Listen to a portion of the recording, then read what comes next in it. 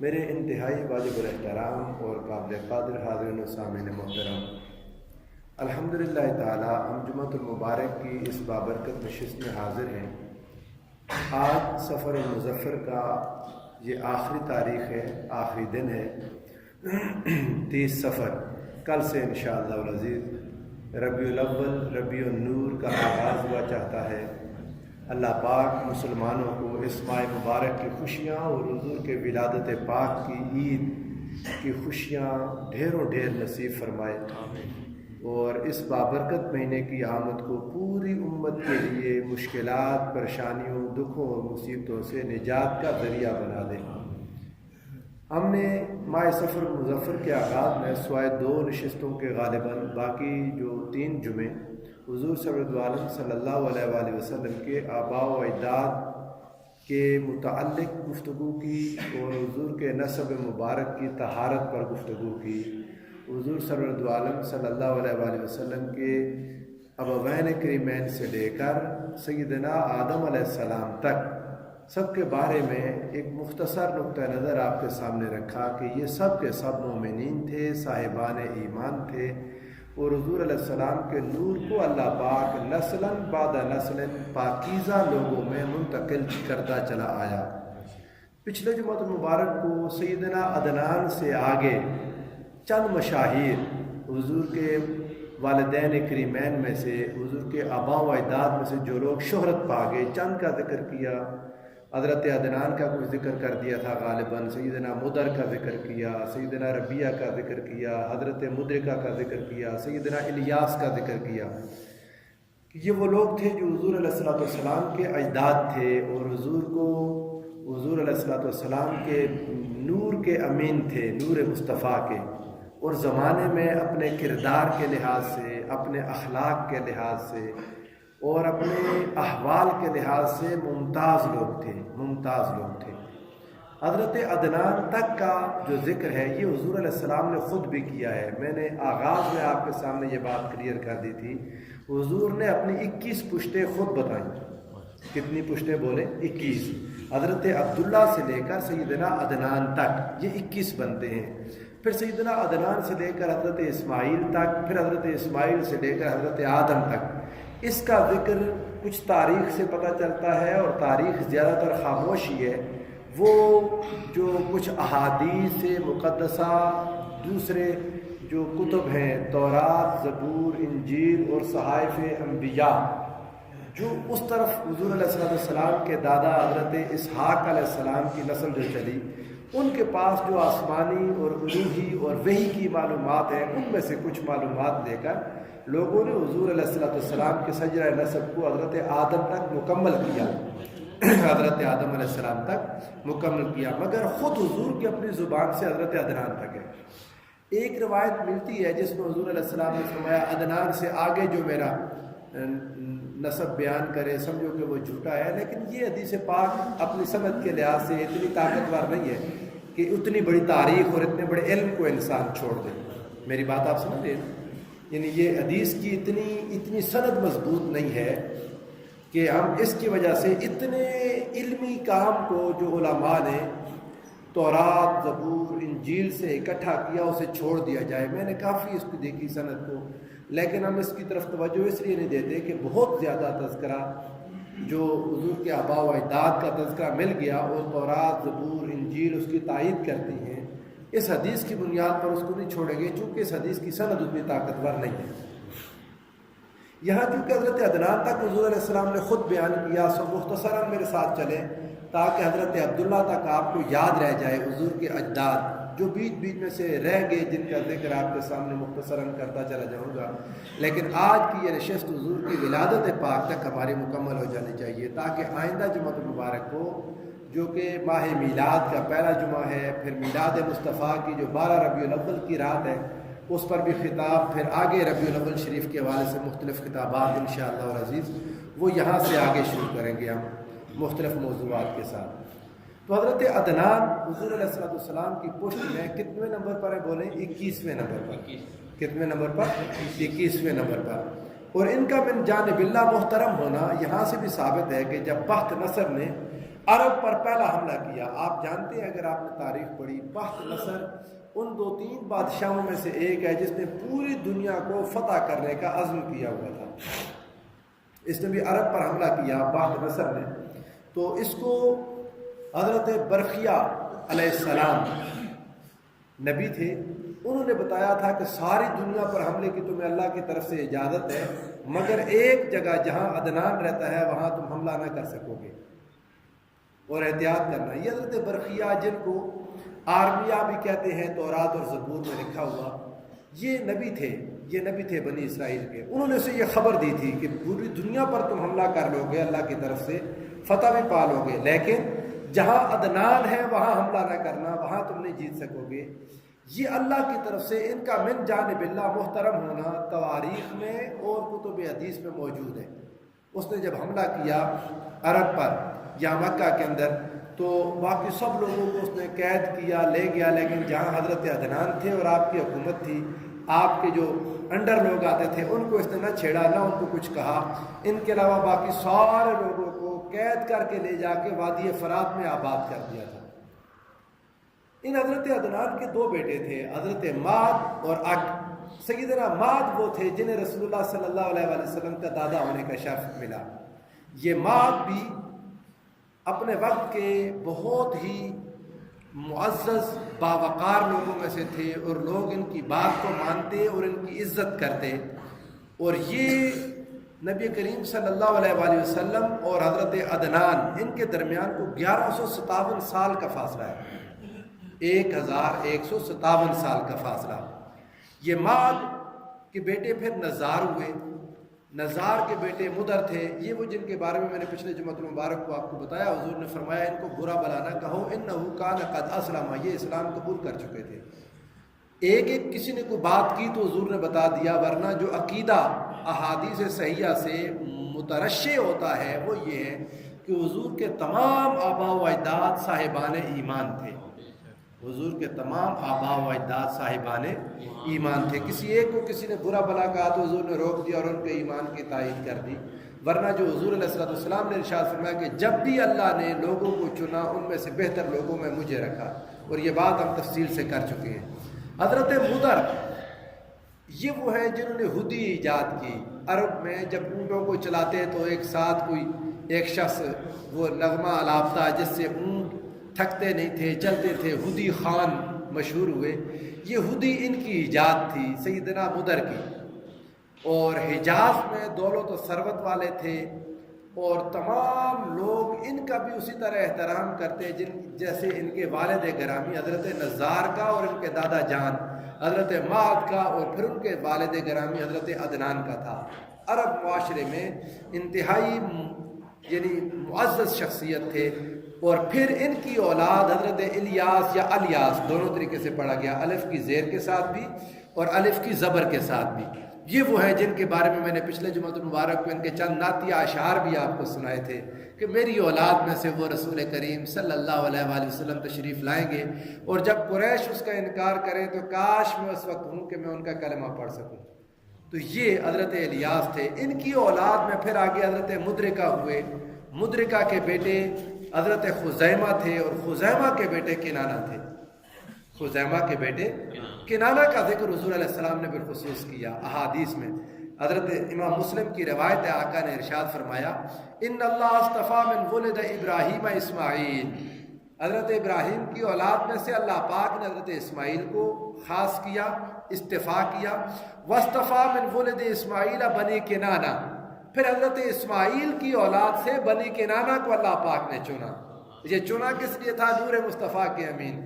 جہاں آ کر نسلیں الگ ہوتی، لڑیاں الگ ہوتی، جو بہترین ہوتا اللہ پاک اپنے مصطفیٰ کے نور کو اس میں رکھتے. اور حضرت کنانہ فرمایا پھر واصطفیٰ من کنانہ قریشن، پھر کنانہ میں سے قریش کو منتخب کیا. واصطفیٰ من قریشن بنی ہاشم، اور پھر قریش میں سے بنی ہاشم کو چنا. اور پھر فرمایا واصطفانی من بنی ہاشم، پھر اللہ پاک نے مجھے بنی ہاشم میں سے چنا. حضور علیہ السلام حضرت کنانہ کے بیٹے نضر ویسے تو ان کی اولادیں نضر، مالک، عبد مناد، عمر، احابیش اور عامر تھے، مگر نضر وہ تھے جنہیں اللہ پاک نے حضور صلی اللہ علیہ وآلہ وسلم کے جد امجد ہونے کا شرف بخشا۔ یہ بہت خوبصورت تھے، ان کا نام نضر اسی بنیاد پر پڑ گیا تھا، چمکدار، کہتے ہیں چاند کی طرح روشن چمکدار ان کا چہرہ تھا، حسن اور خوبصورتی میں لوگ ان کی مثال دیتے تھے۔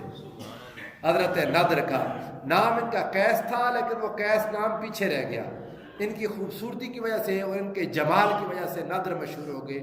ان نضر کے بیٹے فہر ہوئے، فہر،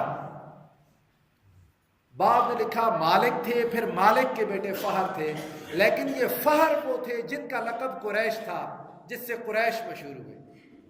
یہ جو قریش قبیلہ بنا یہ کس نام؟ فہر سے۔ حضرت فہر جو حضور کے دادا تھے انہی کا ایک لقب قریش تھا، اور ان کو قریش اس وقت، فہر بہت قابل عزت انسان تھے۔ حسان حاکم یمن، یہ حملہ آور ہوا تھا مکہ پر، جیسے ابرہہ کا واقعہ تو مشہور ہے نا، یہ یمن کا ایک حکمران حسان وہ حملہ آور ہوا، اور اس کا مقصد یہ تھا، وہ چاہتا تھا کہ یہاں سے کعبہ کو گرا کر، کعبہ چونکہ حضرت ابراہیم علیہ السلام کی تعمیر اور اس سے بھی پیچھے سے معزز جگہ تھی، اور ابراہیم علیہ السلام نے اسے ایک مرکز کا مقام دے دیا تھا، سیدنا ابراہیم، چونکہ انسانی جتنی بھی تاریخ ہے اس کا مرکز سیدنا ابراہیم ہے۔ حضرت ابراہیم سے پیچھے میں نے آپ کو بتایا کوئی ریٹن ڈاکومنٹ انسانیت کے پاس موجود نہیں ہے، چند باتیں جو قرآن میں سے، حدیث میں سے، یا پھر آپ کو تورات اور زبور، اناجیل اربع میں سے ملتی ہیں، اس کے علاوہ کوئی تفصیلات بولے نہیں ہیں۔ حضرت ابراہیم مرکز ہے ہیومن سویلائزیشن کا، ڈیولپڈ ہیومن سویلائزیشن، وہ اپنا سٹارٹ سیدنا ابراہیم علیہ السلام سے لیتی ہے، اور حضرت ابراہیم علیہ السلام نے کعبہ بنایا تھا۔ اب جو ان کی دوسری اولاد سیدنا اسحاق کی نسل سے پھر وہ آگے پھیلتے گئے، ان کا ایک الگ ذکر ہے، کئی جمعے لگ جائے شاید ہم ان کے ذکر کو بیان نہ کر پائیں، وہ زیادہ تر تورات اور اناجیل سے ہے، اس کی ہمیں ضرورت بھی نہیں ہے، لیکن وہاں کے لوگ جو مکہ مکرمہ کی مرکزیت سے خائف تھے، حضرت ابراہیم کی ہی اولاد تھے وہ، لیکن مکہ کی مرکزیت سے بولیے خائف تھے، وہ مکہ کو ختم کرنا چاہتے تھے۔ یہی جذبہ تھا ابرہہ کا بھی، اور ابرہہ سے پہلے حسان کا بھی، اور حسان سے پہلے بخت نصر کا بھی، یہ مکہ کو مٹانا چاہتے تھے۔ اور یہ اس کا تو ارادہ تھا، حسان جو حاکم یمن تھا اس نے ایک نیا کعبہ بنا لیا تھا یمن میں، اور لوگوں کو کہتا تھا کہ اس کا طواف کریں اور اس میں حج کریں اور اس میں، لیکن جاتا کوئی نہیں تھا۔ یہ برکت جو اللہ پاک نے کعبہ کو عطا کر رکھی تھی یہ تو روز اول سے تھی، یہ تو وہ جگہ تھی جہاں سے اللہ نے زمین کو پھیلایا تھا۔ یہ مکہ تو ام القریٰ تھی، زمینوں کی ماں، ساری بستیوں کی ماں، جس سے بستیوں نے جنم لیا، بستیاں جس سے پیدا ہوئی، وہ کون سی بستی ہے بولیے؟ مکہ۔ وہ کون سی بستی ہے؟ مکہ۔ اللہ نے جب زمین بنانی شروع کی تو وہ اس جگہ سے زمین کا سٹارٹ ہوا جہاں آج کل کعبہ ہے، اس جگہ سے زمین بننے لگی۔ پانی پانی تھا، پتہ نہیں وہ کس چیز پر تھا، اللہ جانے کس پر تھا، پانی کو ٹھہراؤ کے لیے بھی تو زمین چاہیے ہوتی ہے نا، سارا پانی تھا، اللہ پاک وہ پانی وہ آپس میں ٹکر مارتا تھا، اور پھر اس کے اوپر بہت زیادہ جھاگ بن گئی، اس جھاگ کے نیچے سے پھر ایک ثم دحیت الارض من تحتہا، پھر اس کے نیچے سے زمین نکلی، اور یہ وہ پہلی جگہ تھی جہاں آج کل کعبۃ اللہ ہے، کعبہ ہے۔ یہ اسے اللہ پاک نے ام القریٰ کہا، کعبہ کی اس جگہ کو، فرمایا یہ بستیوں کی ماں ہے مکہ۔ مکہ کا ایک نام ام القریٰ ہے نا، ام القریٰ کا معنی کیا بولیے؟ قریٰ جمع ہے قریتن کی، قریہ، قریہ تمام، قریہ تمام بستیوں کی ماں ہے یہ مکہ۔ تو اس سے اب اسے جو برکت تھی، وہ یمن کا حکمران جو مرضی کرتا پھرتا، وہ کعبۃ اللہ والی برکت تھوڑی ملنی تھی، مکہ مکرمہ کی برکت تھوڑی ملنی تھی، جسے حضرت ابراہیم علیہ السلام برکت کی دعائیں دے گئے تھے۔ کوئی شخص مکہ کے برابر شہر نہیں کھڑا کر سکا سوائے میرے مصطفیٰ کے کہ مدینہ آباد کر دیا۔ حضور نے مدینہ، یہ ذکر کریں گے آپ، حضور نے فرمایا یا اللہ تیرے بندے تیرے خلیل ابراہیم نے مکہ کو حرم بنایا تھا، میں اس یثرب وادی مدینہ کو حرم بناتا ہوں۔ تاریخ انسانی میں کوئی شخص مکہ کے ساتھ برابر برکت والی بستی آباد نہیں کر سکا سوائے رسول اللہ کے۔ اور مکہ کی برکتیں دو چند ہو گئی حضور کی اپنی موجودگی سے، کہ حضور کی اپنی ولادت بھی تو مکہ میں تھی، حضور کا اپنا بچپن مکہ میں تھا، میرے مصطفیٰ کا چلنا پھرنا مکہ میں تھا، حضور کو مکہ سے محبت تھی، میرے آقا دو جہاں صلی اللہ علیہ وآلہ وسلم مکہ سے پیار کرتے تھے، ہجرت کر کے یہاں سے گئے۔ حضور ان لوگوں کی بدعمالیوں کی وجہ سے، بد نصیبی کی وجہ سے کہ انہوں نے حضور کی قدر نہ کی، ایمان نہ لایا، اور مدینہ والے نیک بخت تھے میرے مصطفیٰ کو، انہوں نے نہ صرف یہ کہ ان کا استقبال کیا بلکہ حضور کے پسینے کی جگہ اپنا خون بہا دیا۔ یہ حضور کے وہ عاشق تھے، حضور سے پہلے حضور کی نعتیں پڑھتے تھے، حضور کی یادوں میں رہتے تھے۔ تو یہ حسان جو یمن کا حکمران تھا، اس کی بھی خواہش تھی کہ میں کعبۃ اللہ کو گرا دوں اور اس کے پتھر، اس کی مٹی اٹھا کے لا کے یمن میں آباد کروں، ایک نیا گھر بناؤں۔ اس کا ارادہ یہ تھا کہ اس کا ملبہ وہاں لے جاؤں گا، مگر فہر آپ کے اپنے بھائیوں کے ساتھ ملے اور مقابلہ کیا، اور مقابلہ کر کے جو حسان تھا اسے قید کر لیا، جنگ میں شکست دے دی، 3 سال قید رکھا، اس کے بعد اسے واپس بھیجا۔ مگر کسی کی اس کے بعد جرت نہ ہوئی مکہ کی طرف آنے کی، کہ مکہ مکرمہ میں آپ کا رعب بن گیا حضور کے دادا جان حضرت فہر، جن کا لقب قریش تھا، اور ان کو پھر اللہ پاک نے مقام دیا، چونکہ بہت چھوٹے چھوٹے قبیلوں کو انہوں نے اپنے اندر کر لیا تھا، تو اس لیے ان کا لقب فہر قریش بن گیا۔ قریش وہیل مچھلی کو بھی کہتے ہیں، جو سمندر میں بہت بڑی مچھلی جو ساری مچھلیوں کو کھا جاتی ہے، اسے بھی قریش کہتے ہیں۔ تو چونکہ آپ نے سارے قبیلوں کو اپنے انڈر کر لیا تھا، سو حضرت فہر کو قریش کا لقب مل گیا تھا، لوگ آپ کو قریش کے نام سے جانتے تھے۔ پھر آپ کی اولاد میں سے غالب تھے، لبئی تھے، کعب تھے، کعب کے بعد پھر مرہ آئے، مرہ کے بعد کلاب آئے، کلاب کے بعد قصی۔ وقت ختم ہو گیا، ایک ایک شخصیت ایسی ہیں اپنے زمانے میں مقام اور مرتبہ رکھتے تھے۔ ان قصی کی اولاد میں پھر عبد مناف تھے۔ یہ عبد مناف جو حضور علیہ السلام کے دادا جان حضرت عبد المطلب کے والد گرامی تھے، انہوں نے مال غنیمت کی تقسیم کے طریقے عربوں میں ایجاد کیے، مال خمس کی تقسیم اللہ پاک نے قرآن مجید میں اس کو برقرار رکھا۔ وہ جو مال غنیمت کی تقسیم تھی اس میں سے اسی طرح تقسیمیں کی، سوائے اس کے کہ 5واں حصہ اللہ کے لیے رکھا۔ حضرت عبد مناف نے 5واں حصہ اللہ کے لیے رکھا تھا۔ پھر اللہ پاک نے جب وحی آئی تو اس 5ویں میں سے 5واں رسول اللہ کے گھر والوں کو دے دیا۔ وَاعْلَمُوا أَنَّمَا غَنِمْتُم مِّن شَيْءٍ فَأَنَّ لِلَّهِ خُمُسَهُ وَلِلرَّسُولِ وَلِذِي الْقُرْبَىٰ وَالْيَتَامَىٰ وَالْمَسَاكِينِ وَابْنِ السَّبِيلِ۔ 5واں حصہ خمس اللہ کا، اس خمس کے 5 حصے بیان کر دیے، للرسول وَلِذِي الْقُرْبَىٰ وَالْيَتَامَىٰ وَالْمَسَاكِينِ وَابْنِ السَّبِيلِ۔ اللہ اس کے رسول کے حصے کو آگے مزید 5 حصوں میں جب کیا تو 5ویں میں سے 5واں کون تھے؟ حضور کے ذی القربیٰ، حضور کے رشتہ دار، حضور کے قرابت دار۔ تو اللہ پاک نے حضرت عبد مناف کی اس تقسیم کو قائم رکھتے ہوئے ایک یہ کیا کہ 5ویں میں سے 5واں حصہ حضور کی اولاد کا رکھ دیا، حضور کے گھر والوں کا رکھ دیا، اللہ پاک نے رکھا۔ اور یہ خصوصی طور پر اللہ کی تقسیم تھی حضور علیہ السلام کے اہل بیت پاک کے لیے اور حضور کے گھر والوں کے لیے۔ ان کے بعد حضرت ہاشم ہوئے، عبد مناف کے بیٹے ہاشم تھے، اللہ پاک نے ان کو خاص کیا تھا۔ ہاشم، حضور علیہ السلام نے فرمایا وَاصْطَفَىٰ مِن بنی کنانہ ہاشم، بنی کنانہ میں سے اللہ نے ہاشم کو چنا۔ یہ انتہائی وسیع الظرف، کھلے دل کے انسان اور میزبان اتنے تھے، مہمان نواز اتنے تھے کہ عرب کی تاریخ ان کی مثال نہیں دے سکی۔ حضرت ہاشم کہتے ہیں روٹی کے ٹکڑے کرنے والے کو۔ آپ کا یہ معمول تھا مکہ میں، ایک بار وادی مکہ میں بہت زیادہ قحط ہو گیا تو آپ کو اللہ پاک نے مال و غنیمت اور مال و دولت کی انتہا کثرت عطا کی تھی۔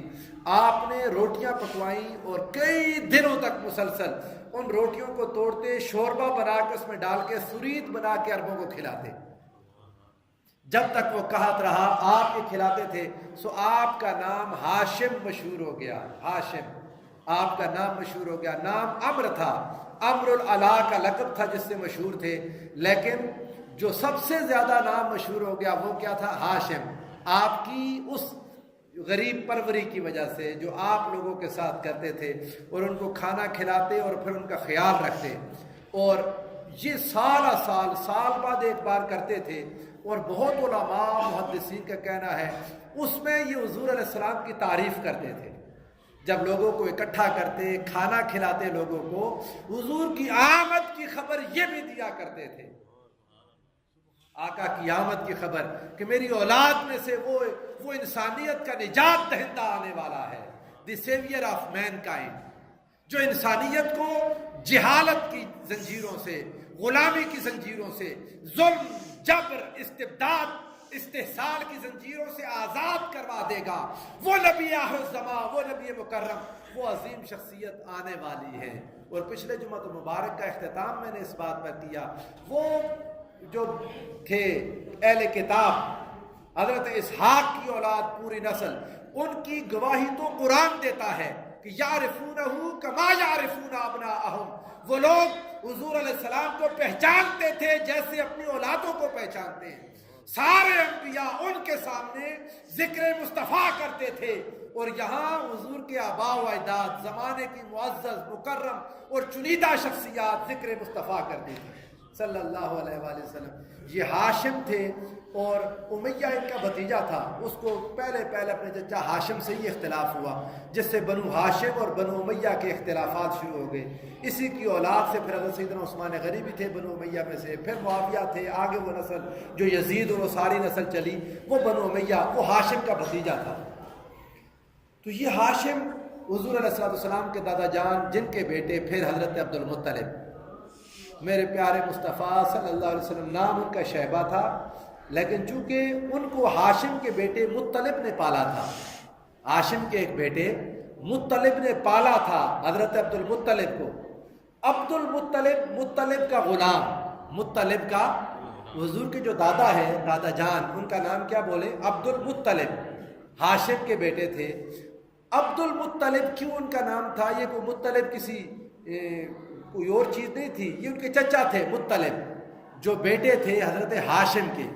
چونکہ حضرت شیبہ کے اپنے والد گرامی وفات پا گئے تو پھر انہوں نے ان کو پالا، بہت محبت کی، بے انتہا محبت، مروت اور پیار، جیسے حضور کے اپنے چچا جان حضرت ابو طالب نے حضور کے ساتھ کیا، ویسا پیار اور محبت تھی حضرت عبد المطلب کے چچا کو ان کے ساتھ۔ نام شیبہ تھا، لیکن چونکہ چچا نے بہت محبت سے پالا تو لوگ عبد المطلب کہتے تھے، وہی نام پسند کر لیا آپ نے کہ میرے چچا کا غلام عبد المطلب، المطلب کا غلام، تو آپ نے اپنے لیے وہی نام عبد المطلب ہی لے لیا۔ عامر بھی ان کا نام تھا، شیبہ ایک لقب تھا، اور شیبہ بوڑھے کو کہتے ہیں۔ اس بارے میں مختلف روایات ہیں کہ جب پیدا ہوئے تو سر کے بالوں میں ایک چٹیا سفید تھی، شاید اس لیے کہتے تھے، بعد نے کہا نہیں ایسے تھا۔ بچپن میں بوڑھوں والی دانائی تھی ان کے اندر، بچپن سے ہی بوڑھوں والی دانائی تھی، حکمت کا منبع تھے، حکمت تھی ان میں، اور حکمت اور تدبر کا یہ عالم کہ حضور علیہ السلام کی پیدائش کے بعد کیسے دوڑے آتی تھی دائیاں حضور کو لینے کے لیے، مگر کسی کو نہ دیتے تھے۔ یہ جو بات مشہور کر دی نا لوگوں نے، پتہ نہیں مقررین نے، تقریریں کرنے والے کر کے، غریب تھے، یتیم تھے، کوئی مائی لینے نہیں آتی تھی، سب جھوٹ ہے، بکواس ہے، سب جھوٹ۔ حضرت عبد المطلب حضور کے والد گرامی حضرت عبداللہ کی پیدائش پر 100 اونٹ قربان کیے تھے، وہ اگلے جمعے کو بیان کروں گا انشاءاللہ حضور کی ولادت کے ضمن میں۔ حضور کے والد گرامی کے لیے کتنے اونٹ ذبح کیے تھے بولے؟ 100 اونٹ قربان کرنے والا جس کا دادا ہو وہ غریب ہوتا ہے؟ جس کا دادا 100 اونٹ قربان کر رہا ہے وہ غریب تھا کہ عورتیں آتی تھیں لینے نہیں آتی تھیں تو پھر پتہ نہیں چلی جاتی تھیں، تو پھر ان کے پاس ان کی ڈاچی کمزور تھی تو آخر میں رہ گئی، یہ بات ٹھیک ہے، آخر میں رہ گئی، ان کو کوئی اور ملا نہیں تو حضور کو لے کے استغفر اللہ العظیم، اللہ کے بندو، جس نور کی اللہ ایسے حفاظت کرتا چلا آ رہا ہے۔ حضرت عبد المطلب علاقے کے سردار تھے، کعبہ میں ان کی سیٹ لگتی تھی، وہاں ان کی جگہ بیٹھ کوئی نہیں سکتا تھا، تم کہتے ہو غریب تھے، اللہ پاک نے سب کچھ دے رکھا تھا۔ حضور علیہ السلام کے دادا جان بہت صاحب ثروت تھے، صاحب ثروت تھے، اور میرے مصطفیٰ عرب کے سردار کے پوتے تھے، اور آپ کے والد گرامی اگر حضرت عبداللہ ہوتے وہ اپنے سارے بھائیوں کی آنکھوں کا تارا وہ سردار ہوتے۔ اللہ نے حکمت سے لے لیا کہ اس باپ کا کوئی اور بیٹا ہو ہی نہ، کہ محمد مصطفیٰ جیسا کوئی نہ ہو۔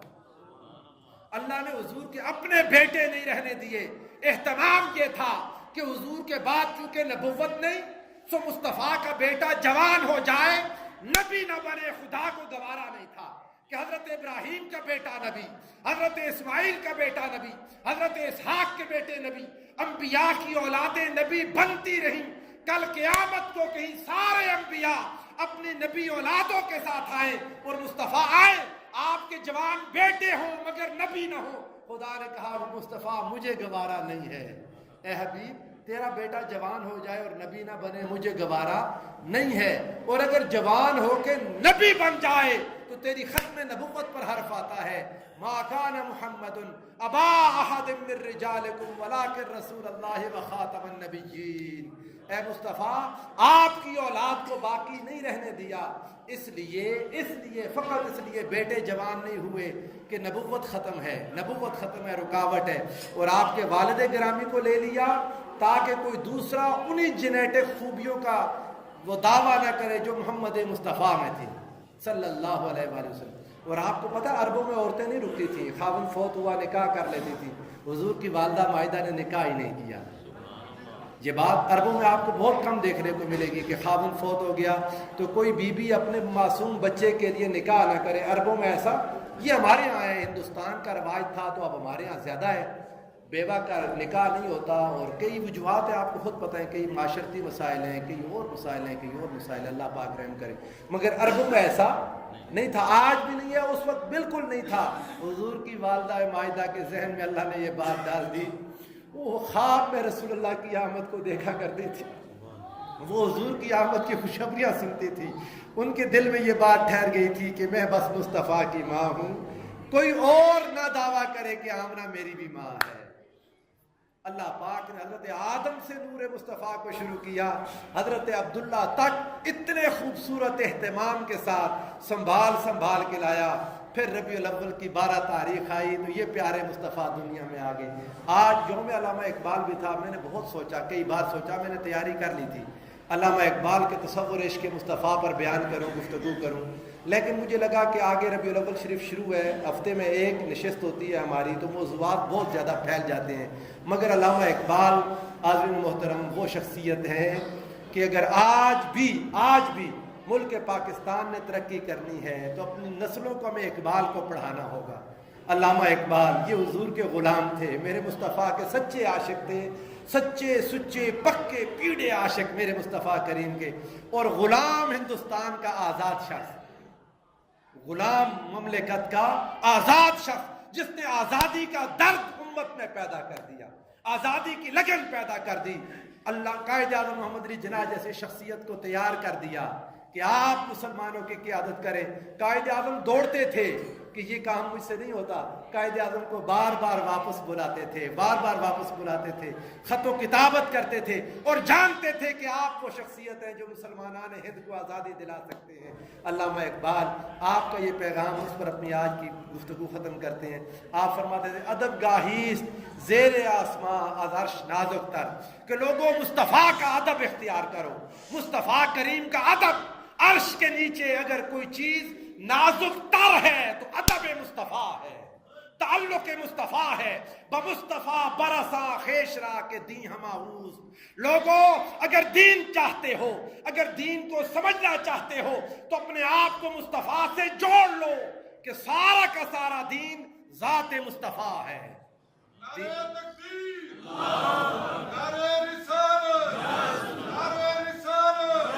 دین سارا بمصطفیٰ برساں خیش را کے دین ہماؤز۔ لوگوں سارا دین ذات مصطفیٰ ہے، اگر دین تک پہنچنا چاہتے ہو تو محمد مصطفیٰ تک پہنچو۔ بمصطفیٰ برساں خیش را، اپنے آپ کو وہاں تک لے جاؤ۔ گر باؤ نہ رسیدی تمام بولہابیز، انہوں نے کہا اگر حضور کو نہ پہنچ سکے، حضور کو نہ پا سکے، نماز روزے حج زکوٰۃ ذکر اذکار جو مرضی کرتے رہو، گر باؤ نہ رسیدی تمام بولہابیز، بولہبی باقی بچے گی۔ ابو لہب حضور کا سگا چچا تھا، مگر حضور کا نہ بنا تو اللہ نے اس کی مذمت میں قرآن کی صورت اتار دی، بولہبی بن گئی، اور جو حضور کے ساتھ جڑ جائے نسبت، اسے دین کی سمجھ آئے گی اور دین اسے ملے گا۔ اللہ پاک ہمیں حضور کا تعلق نسبت اور غلامی نصیب فرمائے۔ وما علیہ الا البلاغ۔